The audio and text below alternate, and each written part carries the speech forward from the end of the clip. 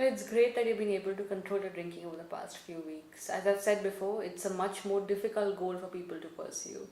And the fact that you have been able to successfully control your drinking, I'm very impressed about that. I'm pleased too. Hmm. I only came back to tell you that everything is going well. I suppose we won't meet anymore. Yes, I'm glad you brought that up. But when we were working out the agenda, I had mentioned to you there are a few things I would like to discuss with you, which would be helpful for you. So would that be all right? Okay, if you want.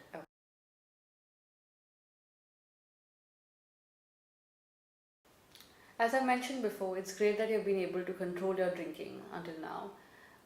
But we both even need to be mindful of the fact that with regards to problems like these, there may be difficulties in the future that you may face.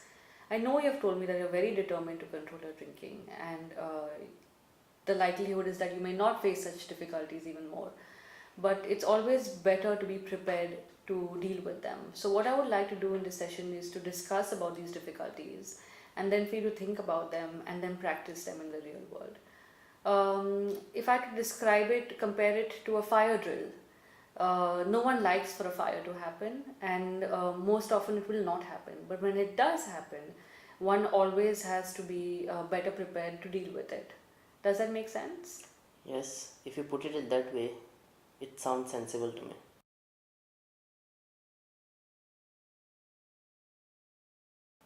Okay, so what I would like for us to do is to first talk about what happens when things go wrong and then what you could do to deal with such situations so that you're better prepared. Alright? Okay, so let's consider that you are controlling your drinking, which you are doing right now. That is your plan, to have a controlled drinking plan. Alright? So, say if you were to, for one occasion, in one situation, you were to drink much more than what you had planned. Okay? That we would call a lapse. So a lapse is when you drink much more than what you had intended to, but for one situation. If you were to continue to do that over many situations, so if you were to drink uncontrollably for many situations, time after time, we would call that a relapse. So that is the difference between a lapse and a relapse. Is that clear? Yes. If I break my plan once, it's lapse. If I break my plan many times, then it's relapse.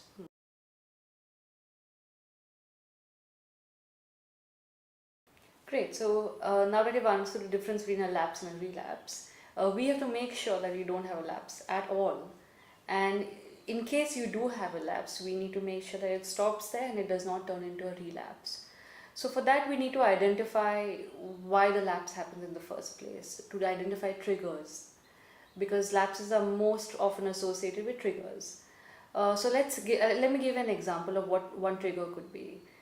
Say if you have met your friend at the market and you've met him after a long time and you'll both start chatting, and then suddenly your friend says, oh, let's carry this conversation on, let's go to the bar. This puts you in a high risk situation because you are in a situation where you were talking to your friend and you were put into a situation where you may be forced to drink because it's daytime and your plan is not to drink in the daytime. You may be forced to drink in the daytime, and hence you're in a dilemma in such a situation. So what we need to do is to identify many such high risk situations and then to work out what you could do in each of these situations. So can we do that? Yes. Actually, I can think of one. I went with my family to visit my wife's brother, and then he took me to a room where he showed me a lovely bottle of whiskey which he had brought from foreign country. And then he suggested that we should have a drink when our wives and children were busy. I felt very bad, but then I refused, saying no because that was a daytime.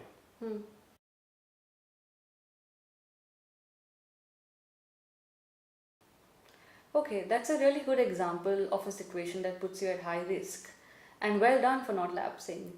But what I want to remind you is that such situations will happen over and over again, and it is best that we work out what could be done in such situations so that we are able to better deal with them. You would find that what we have discussed in our previous sessions would be rather helpful in such situations. For example, managing your feelings, managing the urge to drink, saying no. Do you think so as well? Well, I can say no, as suggested by my doctor, not to drink since I have a liver problem, or I can say that I don't drink now.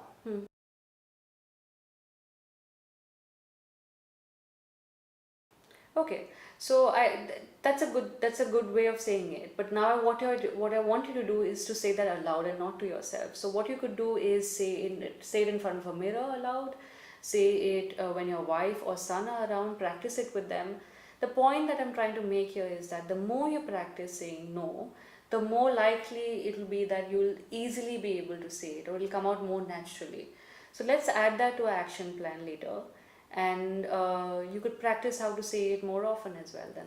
Yes, this will be really helpful, and I feel if I can practice it over and over again, in case if such a situation arises, then it will be really easy for me to handle.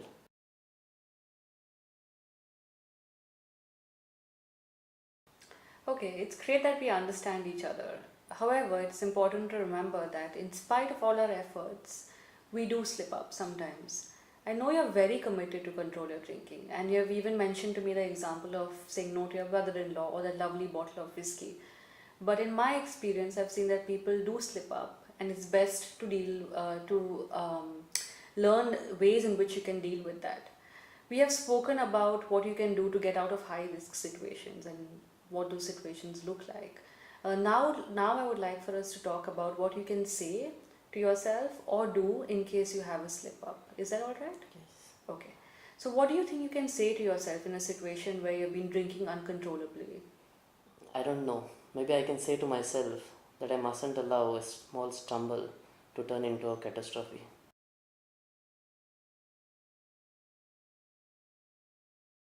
Okay, that's true, and that's good for in case you could say that to yourself. What I'd want you to also remember is that in case you do have a lapse, in case you've had a lapse in any particular situation, I'd want you to contact me and for us to meet.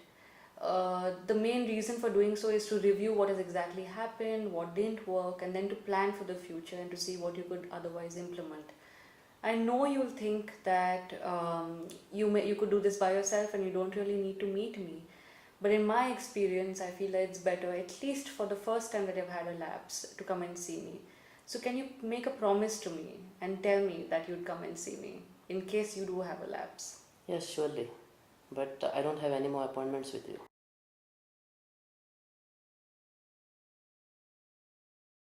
So if you have a lapse, do telephone me or you can directly walk in and re-refer yourself in. But before we stop, I also want to remind you about situations where a lapse turns into a full relapse. I know that you're very determined to control your drinking and this may not happen with you at all. But in the situation of a lapse turning into a relapse for you, I still would want you to either call me up or directly walk in and you can re-refer yourself. Is that fine with you? Yes, surely.